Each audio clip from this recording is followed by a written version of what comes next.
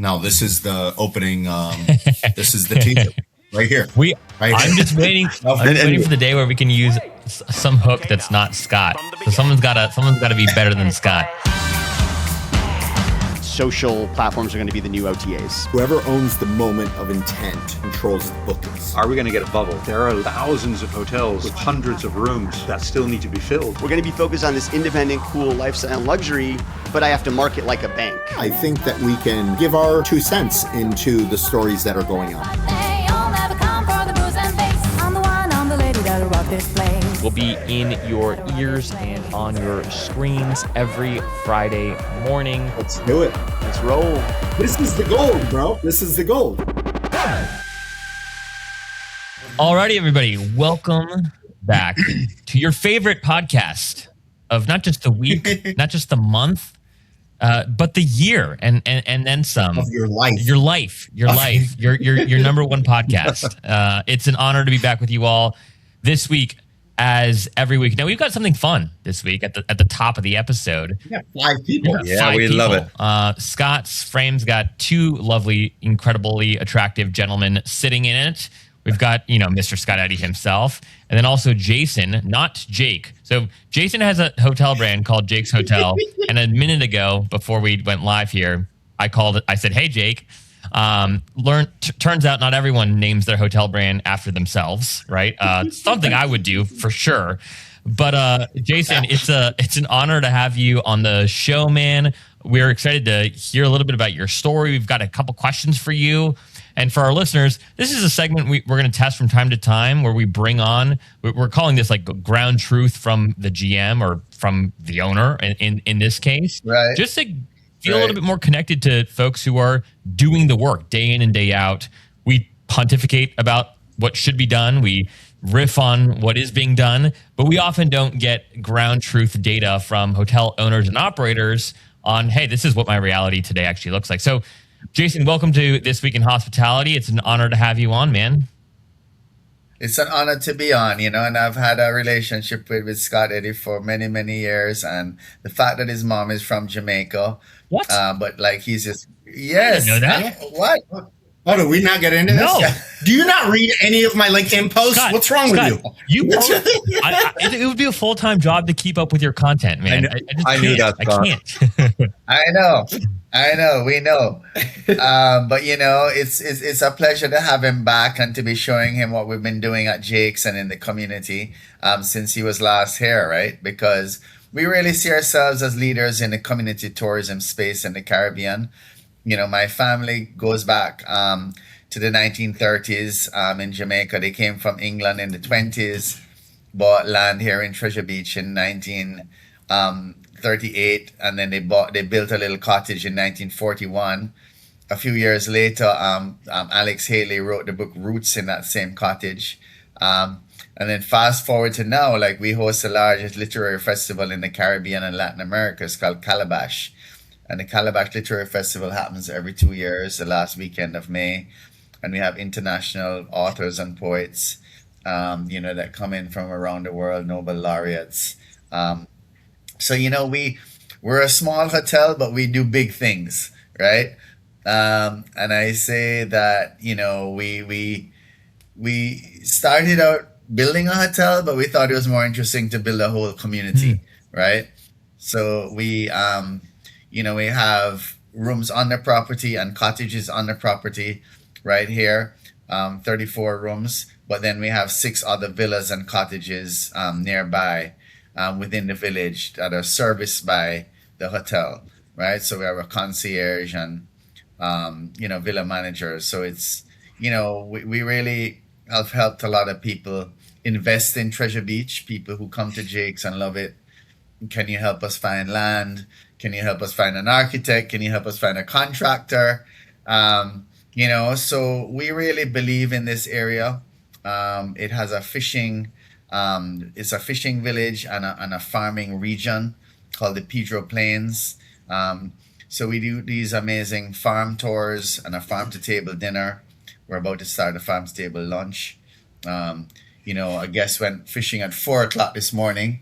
Not everyone's up for that on vacation, but I mean, it happens. We do mountain bike tours. We do a sunrise bike tour where you tour farms. There are amazing attractions very close by.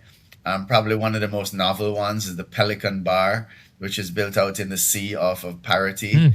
And it's probably the most Instagrammable bar, I would say one in the Caribbean. Yeah, you have to take a boat to it. It's like a few minute ride, but it's like several hundred yards offshore. Wow. And just to give you a little context where this hotel is if you look at Montego Bay in the north, right, on the west end, it's directly south on the south coast. Okay.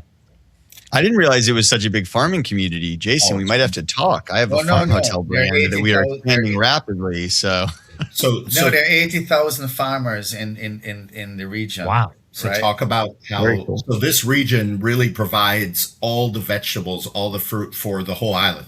It's referred to as the breadbasket of Jamaica. And we have four very distinct farming regions. So down here on the plains, everything that goes into jerk seasoning, the scallion, the onion, the thyme, the Scotch bonnet, and as well as we grow all the melons in the country. So watermelons, cantaloupe, honeydew, right? You go up on the Santa Cruz Mountains, which is 2,500 feet and only 15 minutes behind us, and it's cooler, right? So you have the elevation, you get the leafier things, the cabbage, the cauliflower, the lettuce, the tomatoes, the things that need a cooler temperature. On the back of the Santa Cruz Mountains, you're getting into the peanut farmers. We have like 600 peanut farmers, and Jamaicans eat a lot of peanuts. And then behind that, in the north of the parish, is where you have all the cane, and where we have the rum factory, the Appleton Rum Factory, which is the largest rum, in the Caribbean, and a lot of our guests do that. So it's four very distinctive types of agriculture, and people are very interested in that. I think agritourism and health and wellness are the two that we really focus on. Yeah. And 97% of Jamaica's hotel rooms are all inclusive. Well, we don't want all inclusives in this area. We call ourselves a home of community tourism. And we stick by that tagline specifically for that reason, right? We believe that the strength of Jamaica is the people, and particularly in an area where it's not all about tourism, right? It's more about farming and fishing, and then community tourism kind of sits on top of that and honors that. So, you talk about resilience. I mean, think about, how much can go wrong in a crop cycle with a farm, or the sea being rough, or your engine breaking down at sea. So what I'm trying to say is that persons in this region have grown up over generations with adversity and dealing with challenges that are external and internal their entire lives, right? So as an example, this is one of the driest areas of the country, and sometimes you can have droughts. So the farmers have developed something called mulch farming or dry farming, which is they allow this grass to grow like 6 feet tall. They cut the grass, they plow the land, they plant the seeds and the irrigation hose, and then they put the grass back on top as like a mat, right? And it's like mulch. And there's nowhere else in Jamaica that this happens, right? And they're extremely high yields because they perfected it over the generations and it's been handed down. So, I really feel honored and highly blessed that my grandparents kind of took the risk on Treasure Beach way back in the 30s, because people thought they were crazy. Even when we started Jake's in 93, there were no phone lines here yet. The internet was just starting to come up. It was really a destination for backpackers, and primarily German backpackers. I think German backpackers are like pioneers. Like they discover places. And they were clever. And back then it was like Frommer's, Rough Guide, and Lonely Planet. Yeah, I remember guidebooks. I love it. For social. You guys, You guys probably don't remember that. You guys, me and Edwin remember. I do, exactly. My college Euro trip, I think they were still big, so maybe. Oh, yeah? So my mom started Jake's at a restaurant in 93. I was an investment banker. And I would come down and see what she was doing. And then I was like, you know what? Let's buy the land next door and build some rooms. And Chris Blackwell had just sold Island Records, and he started a collection of his own hotels called Island Outpost. So he owned like 10 Art Deco hotel buildings in Miami, South Beach, Miami. And that was just like the resurgence of South Beach. Then he owned 2 in the Bahamas. And then in Jamaica, he owned Golden Eye, the Caves, and Strawberry Hill. So we were the only ones not owned by him that he invited into the collection. Wow. And, you know, he really helped us a lot in the early years because, you know, he had a marketing team and a PR company. And all of a sudden we were getting tiny little blurbs in Travel and Leisure and Condé Nast. And, you know, I said to my mom one day, I'm like, guess what? We're no longer catering to German backpackers, right? We're now going to be those days are gone. We're now going to be a boutique hotel, right? Yeah. And back then, in the early '90s, boutique hotel, you know, and we just kind of leaned into that, and it's been an incredible journey with as a family, particularly my mother and I. Just, you know, we would make a little money in the winter, and every year we would build. Every year we would build in the summer. So let me tell you something very interesting about his property. 65% of the guests are repeat guests. Wow. That's amazing. Huge. That's huge. That's an unheard of number. That's huge. Yeah. And Zach, yes, Zach, like, there's 35% left for us to go. Exactly. Yeah, there you Exactly. go. No room on the There are island. still rooms. That's the message. Jason, we're coming. exactly. Jason, I Absolutely. want to allow folks, Ben and Edwin, Scott, of course, and then myself, maybe to just ask a couple quick questions here. Thank you for sharing your story with us. It's really, really moving, and it's so fun to hear like there's still family-owned businesses in hospitality, right? I think from my vantage point, you know, which is maybe a little bit perverted at this point, is it always just feels like there's just a bunch of big money in the space now, right? The flags are gobbling everybody up. They're launching new brands constantly. And as somebody who has a heart for the independents, I love hearing stories like yours. I'm curious, you were talking about agritourism, which is a hot topic that Ben's really interested in, and many of us are seeing sort of these trends pick up across the globe, quite frankly. Jamaica's been through a couple, you know, hurricanes recently, which have been really, really hard, I know, on the local economy, obviously on tourism more generally. What are a couple of things that you're really optimistic about with respect to the next few years of tourism in Jamaica? And then maybe what's a thing or two that's keeping you up at night, right? Something that you are worried about, that you're hoping, whether, you know, you solve it through better storytelling, whether, you know, these are market forces totally outside of your control. Maybe a more succinct way of putting this is, what are you most excited about with respect to your brand, your business over the next couple of years? And then what are you fearful of? Right. Okay. And when he says, "What are you fearful from?" don't say me. Well, no, you're pretty scared, guy. You know, I'm 56 years old, right? And I've seen Jamaica go through some really rough patches, right? The 70s in Jamaica was a very turbulent time. You know, we had foreign exchange controls. You know, the US dollars were held very tightly. You know, you had to apply for a license if you wanted to import a car. And last year, literally, we brought our debt to GDP down to 60%. And you were starting to see, you know, a lot of improvement in infrastructure and social programs. And the Jamaica Tourist Board putting larger budgets into attracting, you know, more visitors to the island and upgrading our airports and our road systems. And you know, so I'm extremely, we got, in other words, I got to see what success looked like, right? Because I was in banking. I'm not an economist, but they say that when you reach 60%, that's actually the magic number of debt to GDP, where you have like a waterfall moment of basically fiscal space to expand. your infrastructure and improve things. So we got a glimpse of that, and then comes this hurricane, right?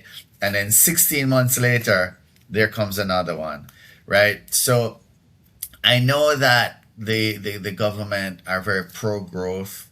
They have a very good minister of industry. They're a very good minister of finance. We have a very ambitious prime minister. He's younger than I am. He's like 52 years old, and this is his third term. His name is Andrew Holness. So I'm very, very optimistic about Jamaica's outlook. We want to upgrade our local airstrip here in Treasure Beach, where that we owned.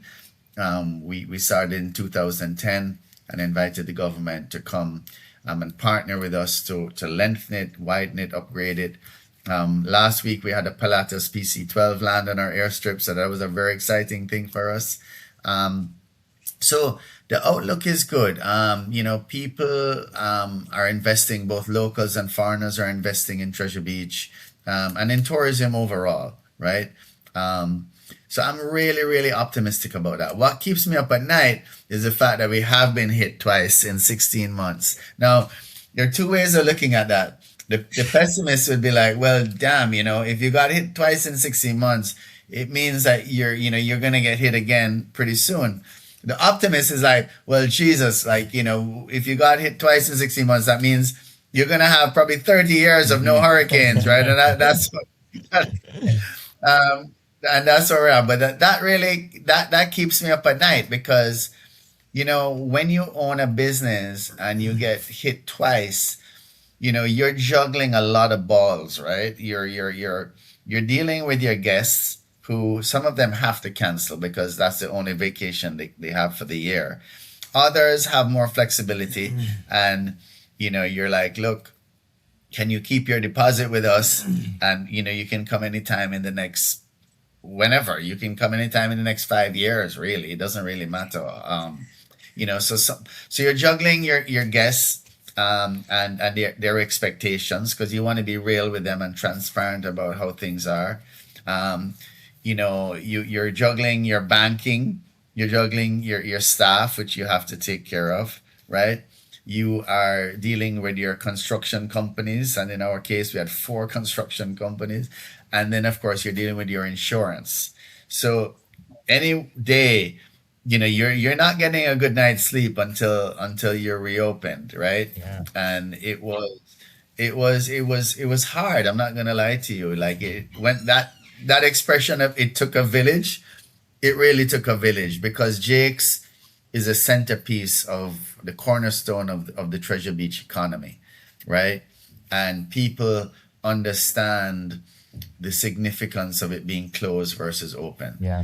And this is the first time in our history, and we're about to celebrate our 33rd anniversary, that we reopened, but not in our entirety. So we opened 65% of our rooms, and we just hoped that the guests would understand that this section of the property is still under construction, and they did, and we really, really appreciate that. So we opened our restaurant, Jack Sprat, 2 weeks after the hurricane. We kind of threw everything at it so that people would have somewhere to charge their phones, have a hot meal, have a cold drink, hear some music, kind of relieve some of the stress. And then on December the 18th, which is about 7 weeks after, we reopened 2/3 of the property. And then only 2 weeks ago did we reopen the balance of it. So I'm feeling very different now than I was before. When I reached out to Scott and he said he would come down, I was just so happy, because I know we have to get the word out that, yes, Jamaica was hit very badly. It was the 3rd most powerful hurricane in the history of the world, a Category 5, and some properties are still closed. But if you really do love Jamaica, which I think there's so much goodwill out there for Jamaica, we need to convince people to come now. Now is when we need you to come, right? And even if it's not 100%, I think if you tell the story in the right way, you never want to say it in a way like feel sorry for us. Jamaica doesn't want that. We want a hand up, not a handout, right? And I think if people say, okay, the way to help Jamaica is to go there, right? I think that's the huge message that we want to get out. And everyone that we've seen so far has been extremely impressed with what we've done. I myself never used to be a social media person, and I am learning from the greatest here. And he's teaching me many things. You can't just post and leave. You have to keep engaged with your audience. And I'm learning a lot from the best. And the truth is that it's all about having an authentic product, which we absolutely do. Having some energy behind that product and how you tell the story, right? And then how do you treat guests when they come here? And we wouldn't be having a 65% repeat clientele if we weren't treating them well, right? So we pride ourselves on the hospitality, our authenticity, and we just see an incredibly bright runway ahead for Treasure Beach and the role that Jakes will continue to play. Well, that's amazing. You're spot on, Jason. I love how you perceive the current reality. I love your optimistic spirit. And I'm ready. Sign me up. I'd love to come to Jamaica. All right. Got to find childcare for the kids, or just bring the kids, right? Yeah, our staff love doing childcare because Jamaicans love children. They just love. I'll babysit your kids back. No problem. Our waitresses all love. Wait, Edwin, will you watch my kids too? Absolutely. I love it. Right, an overdue road trip. But we own over 30 acres of land. We've had to sell some of that land, quite frankly, to kind of right the ship and because it's building back is expensive, right? Because everyone wants the same contractors at the same time, and the price of labor goes up, the price of material goes up, and I think there's a tremendous amount of respect and goodwill out there for us that we were able to do it. So we spent approximately $1 million on refurbishing our foundation breads. We raised over $500,000 in cash that was given out to persons who were affected, particularly farming vouchers to get the farmers back, fishing vouchers so that they could buy fish mesh and their fishing supplies. We did grants to 25 small businesses, of which Pelican Bar would probably be the most high profile, but a lot of bars and restaurants and places that both visitors and locals would go to. We did a grant to 300 tourism workers who were out of work for 3 months. Now we're into phase 3, which is that we're putting roofs back on homes, right? And then phase 4 is what we call a legacy phase, which is we're building a woodwork shop and a clinic. So every time, you have a catastrophe, they say never waste a crisis, right? So after Hurricane Beryl, we were able to buy 2 massive generators for $150,000, which are on loan to the Water Commission to get water back into the area, because water security is paramount. So when I say we're building a community, I really do mean that we're building a community. We're working with the school. We put the roof back on the post office 2 weeks ago. It's a lot, and I feel honored to be in the position that I am. Some people say to me, you're going to burn out. Isn't this a burden? And I'm like, no, it's not a burden. It's a privilege, and one that I take very, very, very seriously. So to be with you guys and to have the opportunity of sharing the story is incredibly important to me. And I really want to thank you for your interest in Jakes and Treasure Beach. Well, thank you, man. Keep on doing the great work, and we'll have to have you back on the program in the future. Check in 6 months, a year from now to talk about the progress. But thank you for sharing your story. Thank you for your leadership in this environment. It's people like you who inspire me. So keep up the good work, Jason. Well, that was awesome. Always good to hear from the ground truth reality of an owner or GM's perspective. So Scott, thanks for having Jason on. I think this was wonderful. We'll continue to do this whenever you're in a cool place, talking to cool people. But we do got a full docket on the news, so I want to dive in here. Yeah. This is a montage, really, and I'm going to go to you here first, Ben, of several stories that have been in the news this week about Airbnb. So there are kind of three different, what I would call major developments, and all of this came after a strong Q4 earnings call that they had about 10 days ago. First and foremost, Airbnb is piloting scheduled airport transfers in select cities, mostly across APAC and Latin America. This builds on grocery delivery pilots in U.S. markets like Phoenix and Orlando that they've been running. This also builds upon the relaunch of experiences and the new service categories that you're seeing all over the app right now, where you can book private chefs, book photography experiences while you're staying at an Airbnb. What's also interesting, and this was like somewhat subtle, but if you dug into their earnings report, they talked specifically about changing their North Star metric from nights and experiences booked to nights and seats booked. So you've got people that are commenting and suggesting that, oh my gosh, this is step one. Pretty soon, Airbnb, you're going to be able to book a flight through Airbnb. That might be a little early or a little dramatic, but there is some conversation happening about that right now on the interwebs. Brian Chesky continues to talk about building the Airbnb trip. So this is something that obviously Expedia has been focused on for a while, being this kind of one-stop shop for your entire trip. Chesky has said since the inception of Airbnb that he wants Airbnb to be what he calls a super app, right? A super brand. Hard to be a super app or a super brand if you're really just a vacation rental marketplace.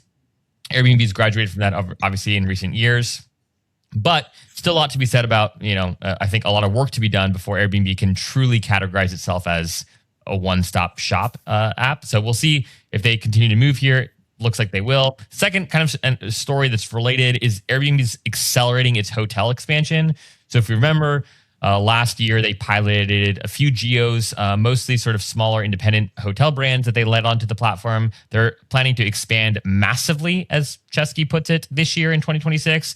They're expecting significant growth on the hotel supply front. And then third and finally, Airbnb is, in theory, finally testing a loyalty program. They've been finally testing a loyalty program for about 4 years. So we'll see if now is really the year. But Chesky said that they're experimenting with different benefit structures. He said that it won't be a traditional points model. Again, he's said this for the last few years. They floated this idea of a super guest program and resurfaced that. They had one a few years ago that sort of just quickly fizzled out. All this to say, he's been in the news a lot week, hitting all the PR, hitting the PR circuit, coming off of a strong Q4 earnings call. Ben, I want to go to you here. There's lots of different things happening in Airbnb land. My question for you is, does this all feel very strategic and straightforward to you? Does this feel a little chaotic that they can't figure out what the hell they want to do in this next chapter of Airbnb's life? How do you read this recent news? So first, I'll reiterate, I think Airbnb undeniably has the best UI of any OTA and arguably any travel company, period. So if they can pull this off, I think it's very compelling, right? You can book every aspect of your trip, really strong UI design, all the rest. Like Airbnb is the most enjoyable travel app that I use, I think, period. And with that said, it's certainly going after a lot at once, and they have not been able to go after a lot at once in the past, and there's been a lot of talk. So, if I was in their shoes, I would be focusing on one of these things and nailing that. Maybe it's expanding the hotel inventory as fast as possible, really being like the one-stop shop for stays, where you can get anything from a unique stay, vacation rental to, a boutique hotel to a chain hotel. That's where I would start. And then I think that ultimately, to be that all-encompassing travel app, they are going to have to figure out the loyalty piece. So it'd be great to start testing something, seeing how that works. Like that's going to really tie people in and have them committed to their ecosystem beyond just the great design and UI. So it does all make sense to me if they can pull it off. I just have questions around there's been a lot of talk for many years, as you alluded to. And I'm just curious, like where they're actually going to focus, where they're really going to execute in the next 6 to 12 months versus what is just talk that is maybe in years to come. I want your thoughts on this too, Ben. I mean, Scott, you mentioned you booked a few Airbnb experiences, I think, when you were in Bangkok, if I remember correctly, and you had a really good experience there. Experiences and services, I think, made up like 3% of Airbnb's revenue in 2025, according to their earnings report. It's all over the place, right? It's front and center on the app, but it's still just, I mean, fractions of of meaningful revenue for the company. Ben, do you think, right, like, does Airbnb have? Should Airbnb focus, if you were Brian Chesky, on really expanding experiences and services? It's sort of a cousin to the core hospitality experience of the stay, or right there's people positing that they are going to get into flights, they're going to get into more airport transfers. Where if you're investing in the company, focusing the product team, focusing the engineering team for the next 12 months, like where are you really focused on expanding existing assets, or really trying to dabble and experiment more with things like maybe even flights?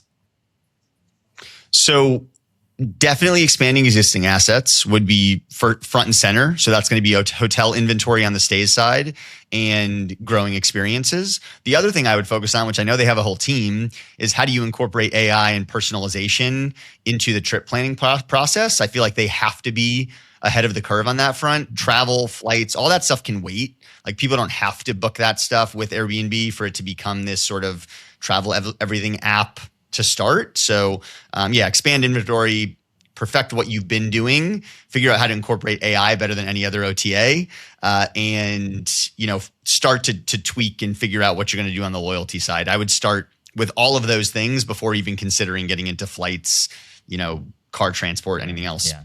I know Brian Chesky's talked. I know he admires Steve Jobs as many entrepreneurs do, and I keep thinking like the two most influential companies.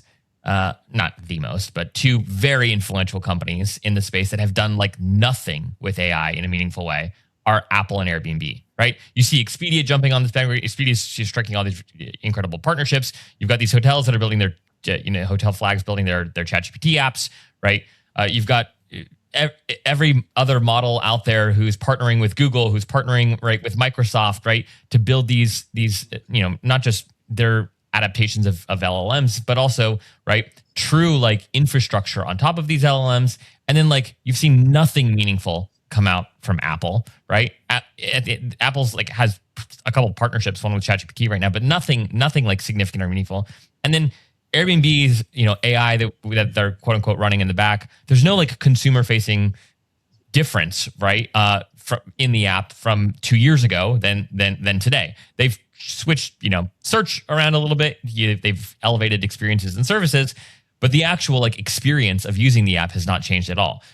So it's just fascinating to me that you've got, two of the most progressive design forward companies in the world, right? That have been incredibly, incredibly slow on the consumer facing AI experience front. Does that surprise you, Scott, Ben? Like, are you guys surprised that we haven't seen faster development cycles for these companies? So if you're asking me if I'm surprised if a hospitality company moves slow, nothing surprises me these days. The whole industry is run by dinosaurs. And, in my opinion, as I've mentioned many times before on this podcast, Brian Chesky is a PR machine.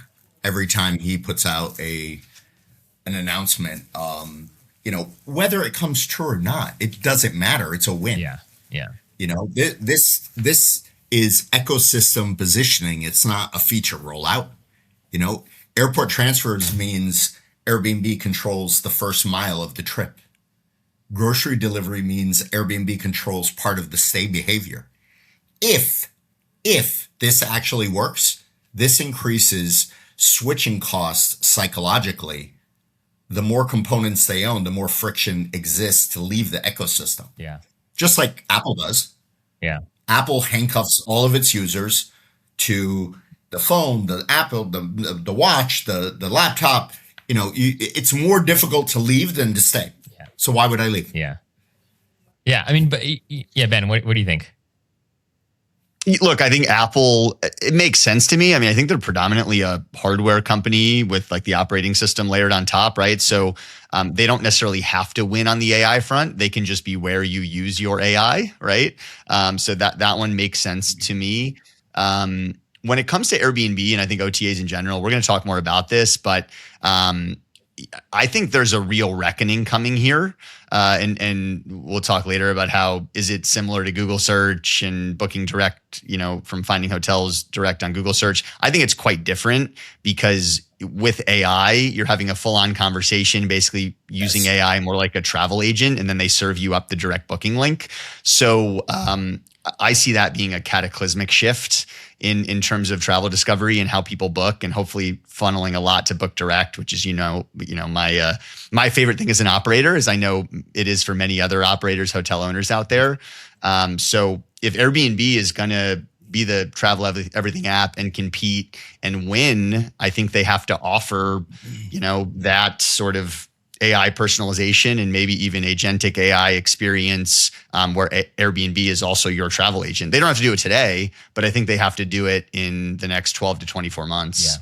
Yeah. I mean, I think everyone, Expedia is trying to be the trip planner. Airbnb says they want to be the place where people plan the trip.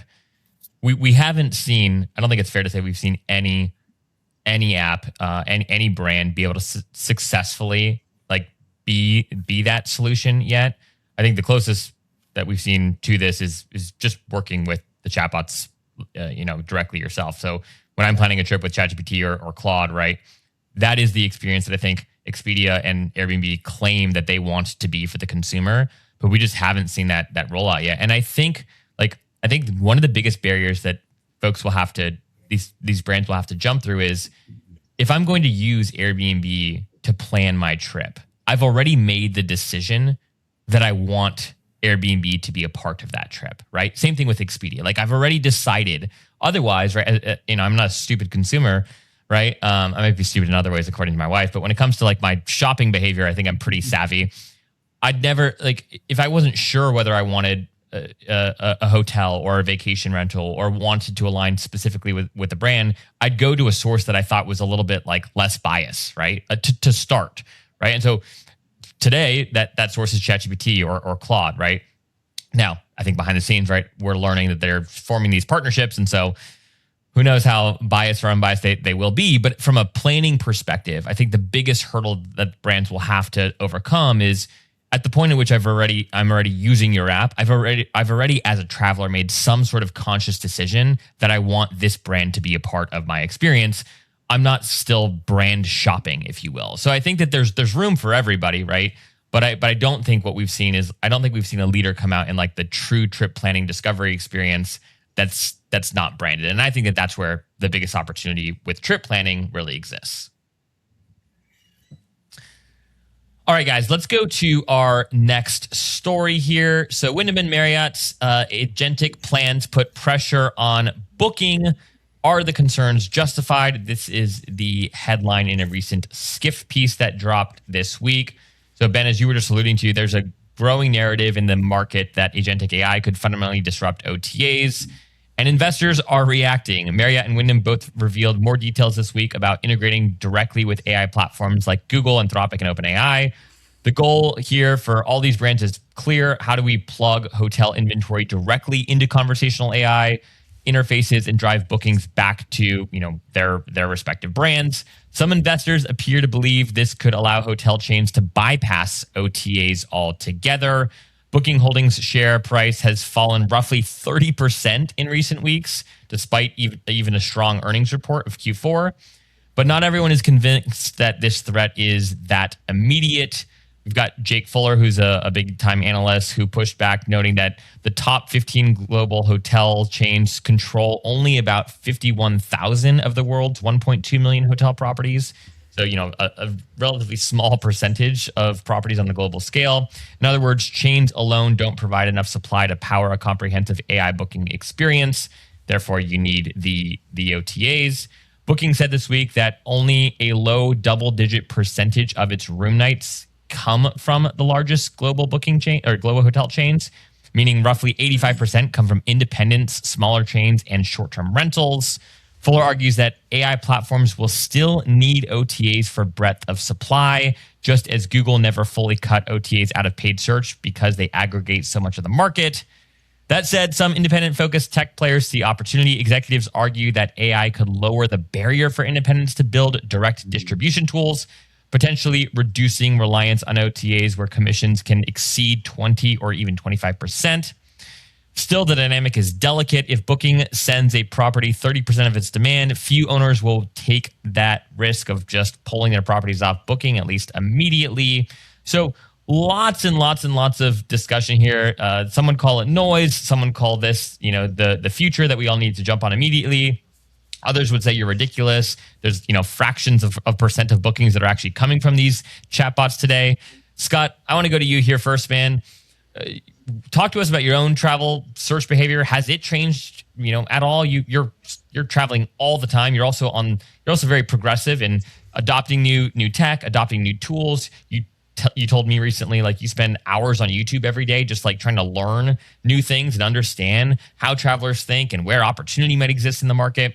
So has your own experience changed? What do you think about this story more generally? Should folks be running from the OTAs? Is this a huge opportunity, or is this still just a bunch of noise right now from your perspective? It's noise until they figure it out. I mean, everything's just a test. People are just throwing stuff against the wall to see what sticks. I mean, has my behavior changed? My behavior changes on a monthly basis because I try so many things. So recently, Samsung's Unpacked for their new phone event is, I think, today or tomorrow. And I always get the newest phone. I'm a big Samsung guy. And they just announced that the new phones are going to come with Perplexity. It's going to be deeply integrated in there. So I found this out about a week ago. So I already had a pro subscription that was like a coupon from another thing that I bought. So I've been testing Perplexity over the past week and, comparing it to ChatGPT. And I was testing Claude heavily for a while, but then I realized that they have no memory unless you actually develop a project. So I don't want to talk to something and tell a whole story every time I talk to something. So I immediately canceled the subscription, uninstalled. They lost me in 1 second. I'm sure it's going to be a very requested thing, so they will bring it eventually, but they lost me immediately. But I mean, this is just noise right now. I mean, the OTAs still control everything. Hotels depend on them too much. Yes, is Booking Direct a better experience? 100%. I think that when properties, I think they think the wrong way about OTAs. They depend on them because they're too lazy to market directly. And they depend on that money coming in every month. I think if you use OTAs as a discovery tool, and then instead of, and we've talked about this before, instead of shunning those people, no, you can't check in early, no, you don't get breakfast, no, you don't get, no to everything, say yes to everything, treat them like they're royalty. And then when they're leaving, hey, by the way, if you enjoyed your experience, if you book direct next time, you get X. Yeah. You might have just got a guest for life. I think hotels, that little mind shift can make a big difference in your bottom line. But I want to go to you, and then Edwin, I want your thoughts on this as well. You agree with Scott? This is noise. What do you think is going on here? What's your takeaway from the story? So I think that I think it's going to be consumer driven. What ultimately determines this, and it's not going to happen overnight, but I do think consumers are going to enjoy the trip planning process with agentic AI long term much more than they are going to enjoy the scouring OTAs for the best deals process. So that is coming. I don't think there's any denying that in the future. I don't know how long it'll take. OTAs will still have a robust audience and network. And if they can figure out this like broader trip planning, loyalty, incorporating AI, that agentic experience into their apps, then I think they can compete. But they're going to need to do that to be able to compete. The one thing that I don't really follow from like the Jake Fuller take is, big brands are only a small piece of the OTAs. I mean, independent hotels are also going to leverage agentic, if not more than big brands, and have more to gain. So it seemed kind of like a silly take that was very much a red herring to me. So yeah, this is coming, and get hip to the program now or later. And historically, if you get hip to the program earlier, you'll be the ones that'll win. Edwin, what about you, man? What is your take on the story? So I'll take the category businesses that can lose 15 to 20% for 1,000, Alex. That's the first thing I thought about. And I agree with Ben. Yes, it's a tiny fraction of hotels in the world, but then you're comparing every single mom and pop hotel, every single hostel, every single 6-bedroom hotel with that. But if you look at, if it's just a small percentage of total hotels, but the big brands are the big contributors to the big OTAs, right? And a company like Booking and Expedia, they can't lose 15% of their business. And let's say, the big brands are in the course of, the next years are going to try to steer away from the big OTAs. There will be other properties, more independent, smaller properties that will do the same. So you're looking at a perhaps 15 to 20% drop. That's massive, and they're not going to survive, right? And Google and Booking and Expedia have already had massive layoffs. So I'm sure with their departments, they're trying to figure out how to stay relevant in the game. But from a hotel perspective, margins are squeezed, and I see it everywhere around me. Staffing is up, construction costs are up, product price of food, price of beverage, everything's up. So the margins are squeezed. So I can't think of any big company who's not going to try to push finding ways of using AI to get rid of as much as possible of expensive OTAs. And I think there'll be a massive market shift in that, because there are a lot of hotels at the moment that can't survive anymore. And if you take away fees from OTAs and replace them by lesser fees or lesser cost or lesser investment cost of something else over the next years, a lot of hotels have a better chance of survival. I love that insight. And then Ben, what you were saying on this is going to ultimately be driven by the consumer, I think is 100% on the nose here. I think one of the things that I've been thinking about is right now, anyways, these apps that are being built on top of Claude or on top of ChatGPT primarily still require, right, the traveler to add the app to their chat experience, right? So like you can imagine a world where, great, like if you want a Coors app, right, in your ChatGPT ecosystem, you got to go install, quote unquote, like the app, right? So that, and you can still then converse however you'd like, right? But you still have to, as the consumer, make the decision to connect, right? But that's for now, right? That's for app. now. For now. And it's feeding information. Yes, but my point is that I think it's going to be very difficult, because these companies, like ChatGPT, does not need to have an exclusive partnership with Marriott, or Hilton, right? Like there's no need for them. So there's going to be nothing that's exclusive, which means I think that the consumer is going to have to opt in at some point, right, to the curated answers that they may wish to see from a specific brand, right? So like if I install the Marriott app, right, into my ChatGPT workspace, I might do that because I'm a Marriott loyalist. And if in any of my trip planning conversations, ChatGPT thinks it might be relevant to serve me some particular offer or experience from Marriott because I've already signaled that I'm, a Gold Elite with Marriott, it'll then do so. But the consumer is still going to have to take that first step in indicating that I want my travel preferences curated a particular way, right? And so where I think what's his face, Jake, might be onto a little bit here, Ben, I think his analysis is slightly wrong, is that at the end of the day, if you are a small independent, right, even like a medium-sized independent collection, if the consumer is not fundamentally aware of your business in a meaningful way, are they going to install, right, like Jake's Hotels ChatGPT app? Probably not, right?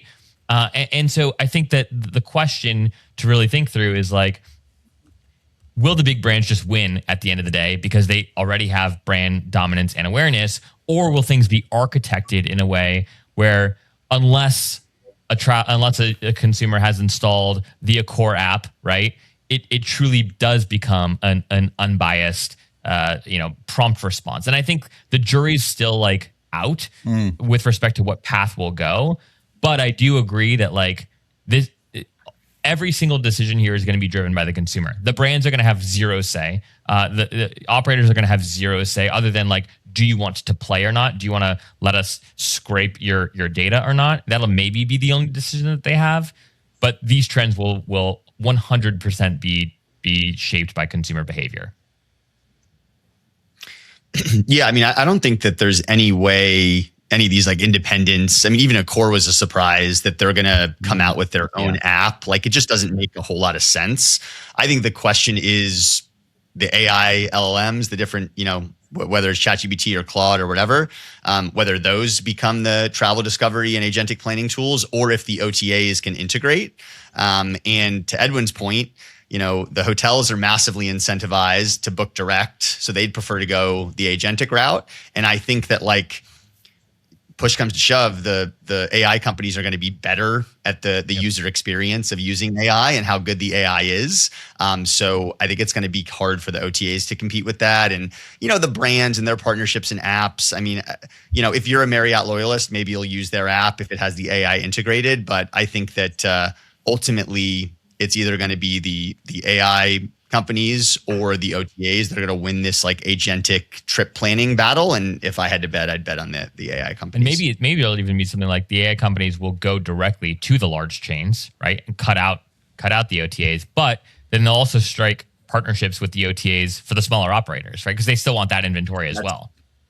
That's Ben's dream. To work directly. Well, but Ben's dream is just also cut out the OTA for the smaller operators, but it'll probably look something like that. Who knows? No one knows anything in this world. Everything changes so freaking fast. It's just it's wild, guys. All right, I want to keep moving along to our final. One thing on that, like I'd love to know, and please chime in, anyone like at the OTAs that can share on this. Like, I just don't see the massive value long term in using the OTAs as an aggregator. Like the AI companies can aggregate data, right? That's what they do. So I don't get it. But we'll never win that battle. AI companies will crush them. Yeah. Go ahead. Yeah, Zach. except for the fact that some consumers really do want a lot of choice. And there's a suspicion, right, that I think many of us who are using these tools day in and day out are already getting, which is like, well, you're trying to serve me the best answer, right, for me, but you're giving me 3 options. But like, what if I want to know what else could be out there? Mm-hmm. And right now, right, I think fundamentally these models they're not written in a way to do that. They're written in a way to dramatically reduce optionality and choice. And the thinking is it's making these really great intelligent decisions, and it is. But at the end of the day, if you want, people love planning trips. People love dreaming, right? And I think that's where OTA's been. I think do have a case to be made. Is they are these aggregators, so they have so much choice. But yeah, I'm with you. I don't know exactly how this plays out. I don't think any of us do. All right, guys, let's go to our final story of the week. So this comes a couple weeks after we were talking about Choice Hotels expansion into Africa. And it's almost as if the leadership at Choice Hotels was actually listening to our podcasts. They definitely weren't, since they were planning this long before our episode dropped. But we did talk about Choice's decision to grow pretty aggressively in the African market in 2026. The company, as a result, has decided to shrink its U.S. footprint to improve brand quality. Interesting. Something Ben's been talking about since day one of this show. The company reduced its net U.S. room count by almost 3%, ending 2025 with just under 500,000 rooms domestically. In the fourth quarter alone, Choice removed about 20 more hotels than it typically would on average during that time. This wasn't random churn, the leadership said. The properties that exited were generating RevPAR more than 20% below the company average and ranked predominantly in the bottom quartile of guest satisfactions, primarily with economy brands. Choice has been leaning more heavily into extended stay and higher fee brands like Everhome Suites, Cambria Suites, and its upscale soft brands, while de-emphasizing older, lower performing economy inventory with brands like Quality Inn and Clarion, where assets may be dated or underinvested. The pipeline reflects that pivot. Choice had 97% of its global pipeline rooms are now in higher revenue brands, and those projects are expected to be roughly 2 times more accretive than their current portfolio. So I want to go to you here, Edwin, first. We've been talking about whether or not there's an economy brand left, whether or not you can still get a $99 hotel room that's meaningful. Choice Hotels, I think, is the brand, right? That speaks economy best by at least U.S. standards. What is your thought on this particular move? Any musings here? Yeah, I mean, first of all, I think there's quite a lot of noise in this story when you break it down. But first reaction is good. Who doesn't need a good cleanup, right? We just had the Olympics. Which country would go to the Olympics and take underperforming athletes with them? And I think something similar is happening here, and there's no company that is not kicking out underperforming hotels out of their portfolio. Everybody's doing this. I think the thing askew with the story is, we're talking about 20 hotels more than they would normally, but we're talking about a company with 7,500 hotels. And if you read deeper into the story, it's partly because new build has become more expensive, and not many more new builds were added on versus other years. So I think it's kind of a skew the story here.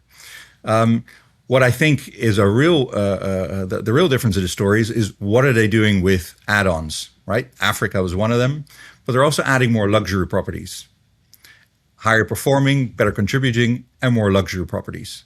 And we all know luxury is having an incredible moment. So do I think the lower section's dead? No, I think the consumers are going to dictate that underperforming budget hotels will not make it. And I think companies are seeing that because there's choice. But from a lifestyle budget perspective, we talked about that a couple of times. I think there's a massive opportunity for those properties. And we had that story a couple of times and we talked about lifestyle budget, but when you talk about real lifestyle budget, good hostels have always been popular. And for me, they've always been, sort of a very low budget lifestyle hotel. So I think that category is still, still massive growth ahead. But I think there's a bit of noise in the story that I didn't quite understand or think think very relevant. Yeah. It looks a little bit of a PR press release turned story. But I do think how good we are. But and every company does that, right? Everybody's kicking out properties that don't perform. Yeah, Scott. Any takes here? Again, I was specifically, I think, moved is the wrong word, but intrigued, right, by the fact that this brand that I think at least I've always associated with being an economy player in the space is very proactively saying we're de-emphasizing investment in the lowest levels of our economy brands and doubling down in our higher quality economy brands.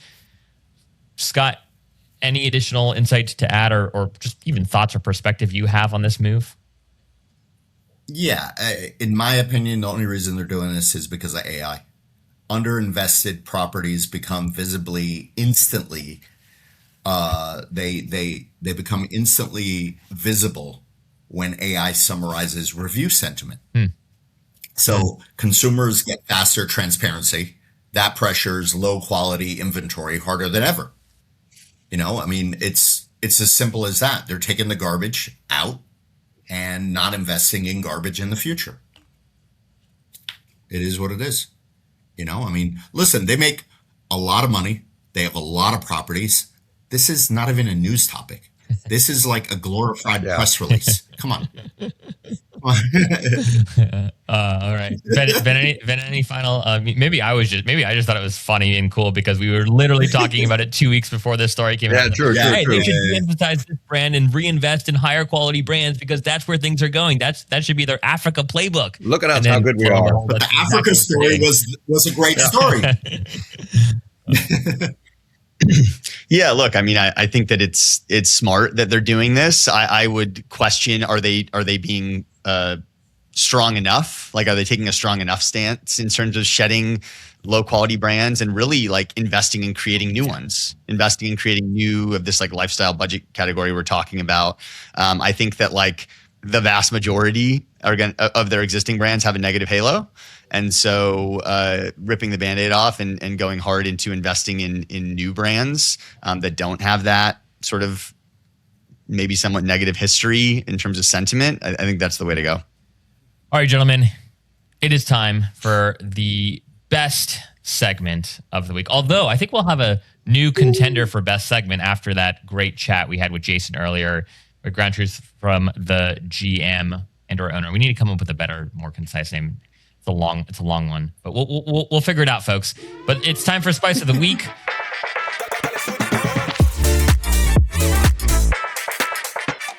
Anyone got one ready? They want to go first, Scott? Okay, let's go, Scott. Take us home, man. I do not have a Spice of the Week. I have a Spice of the Week question that I'm going to point to Ben number 1, Edwin number 2, and then whatever's left in the scraps, you can tie it up, Beautiful. Zach. If OTAs disappeared tomorrow, how many properties would face immediate revenue shock, and what would happen to the industry? This is obviously La La Land, but just let's play in La La Land for 5 minutes, Ben. Yeah, I think all the mediocre brands would go under, all the mediocre independents, right? Anyone that has extremely strong story, place, authenticity, one of one experience, ultimately brand, right, would be perfectly fine and ultimately would take more share. So yeah, I mean, I think you just kind of shine the light on OTAs are kind of propping up a glut of mediocrity in the hotel world. Edwin? I mean, I work with 3 properties in Amsterdam where 72% of their bigger in business is OTAs. Yeah, I know. It's a whole different story. I won't get into that. I won't go into that in a moment. It's a whole different story. Okay. I can just imagine what the world would do. I mean, if we weren't able, as a consumer, we weren't able to go to OTAs, what are we going to do? I mean, websites would crash. Would travel come to a halt? Would we know where to go? What would we do? Or do we then all jump onto our AI systems and start talking there? I don't know. I mean, it's a really fun question to ask because it shows the dependence and it shows how this is in an intricate part of our travel world. So the reason I ask this question is because when I work with properties, this is what I direct to the leadership. And if they can't give me a wonderful answer as far as how strong their brand identity is, that reveals a huge problem with their marketing ecosystem. And that's where I do the deep dive. So this is just like a reveal question that I do with properties. But I mean, like, you should see how they respond. It is embarrassing to the industry how they respond. What's the best response you've ever gotten? Or a memorable response, Scott? Memorable response. The guy doubled his budget with me like in 5 minutes. Another guy said, I'm not going to answer that question because it would really show who we really are. And if I tell you the property, I won't, but if I tell you the property that came from, it would shock you. Juicy, spicy, some might say. I love it. Ben, how about you or Edwin? Any spice of the week this week? Go ahead, Ben. Yeah, I'll keep mine quick. I mean, so I talk about farm hospitality a lot. I see a growing trend in the agri-hood world and agri-hood kind of combining with hospitality in hotels. I'm seeing more and more projects in early stages that have a resi component, have a farm, sort of component, and then are also going to have a hospitality piece, which I just think is really cool. Serenbe has this to a large extent already, but I think there's going to be a whole lot more coming down the pipeline. Edwin, you, sir? Yeah, I mean, I had some thoughts over the last weeks of working with properties where, the forward thinking, but, tough markets with staffing, having to cut down, and then seeing lots of people in the offices and less people out there with guests where they need to be. And I was just thinking, looking at what I get sent on a daily basis and the amount of reports, that for smaller independent hotel companies, whether it's 6, 7, 8, 9, 10, 12 hotels, whatever they are, I would wish and hope for companies to stand up or individuals to stand up who are incredibly clever on AI usage, and for smaller companies to say, I'm going to hire somebody zero experience in hospitality, but come do a complete analysis of my property and see where I could eliminate systems, things that don't talk to each other, reports that are multiples of information that I don't need, sort that out and use the funds for those employees that and I'm a hotelier. I wish that we would never lose jobs, but with all these margins being tighter, but we use that all to focus on getting employees really where they need to be, right in front of guests, in lobbies, at desks, at concierge desks, etc. That ties in perfectly with mine, which is I think we're going to see the rise of a chief agent officer of sorts, right? So we're going to see more. This is going to be true in every industry, but I think in hospitality, there's so much room, especially for younger people, to kind of come in and say, "Hey, I know how to manage a team of agents, right? And these are how my agents work. Yes. This is what we can get from this class of agent. This is how I could build more agents for us." There's so much. It's one thing to know how to prompt ChatGPT. It's an entirely additional skill set to figure out how do you create agents that are really good at doing the actual work that needs to be autonomized. And I think that young people, you don't even have to be young, anyone, right, who spends time investing right now and figuring out how to operationalize this has massive career potential and opportunity. I don't know, again, how long until you get replaced by a chief AI agent officer, right? But I do think there is this window right now of, hey, focus on getting really, really, really good at how to build these systems, and then go and apply it to an industry that you're passionate about. And I think that the same is true for hospitality. And so that's my encouragement to young people, my siblings, right, who I've been talking to about this, is like, hey, get really good at figuring out how to help train AI to do work that other people are currently doing, so that you can then go and talk to these individuals and have a playbook and have a system of how I can come and make this, work in your respective contexts. So totally agree. That's what I'm bullish on right now. That and investing in in-person events and experience companies. I think there's huge opportunity, right? We talked about this last week of like just hospitality as a sector getting more investment as SaaS is just nosediving in the markets right now. And I think same is true with anything that's in person. So like if anyone's doing cool events and looking for investment in those sorts of companies, I think there's I know people that are interested in trying to move some dollars from traditional SaaS to something more experiential. I just think as the world gets more into AI and just more digital and more tech, the more important humans are going to be. I just think humans are going to be the catapult to take you to the next level, I 100% agree, man. Which is why, you got to invest in businesses that require humans to be there in the flesh right now, right? Like that is where things need to be invested. That is the only thing that makes a little bit of sense right now in this world. But, well, gentlemen, thank you. As always, for joining us this week and every week. Ben just had to hop, but Edwin, Scott, thanks for being here, gentlemen. Scott, thanks for coordinating that chat with Jason. He was awesome. Really great to hear a little bit of his story. Listeners, let us know what you thought of that story, what you thought about the style of that interview. We want to do more of these if it's content that you resonate with, and that if it's content that helps you move the ball forward in your respective lane each week. Edwin, Scott, thanks for the time, guys. Keep crushing it, and we'll see everyone next week. Thanks for joining us this week. If any part of today's conversation sparked an idea or helped you think differently about the industry, we'd love to continue the conversation. You can find each of us on LinkedIn, on X, on Instagram, or whatever your preferred social platform of choice is. Links to all of our profiles are in the show notes below. This Week in Hospitality is presented by Journey. Journey is a loyalty platform built specifically for independent boutique hotels and high-touch hospitality brands. Our mission is to give operators the same powerful rewards engine, data intelligence, and guest insights that major chains rely on, without asking them to give up the individuality, the soul, and the story that makes their property so exceptional.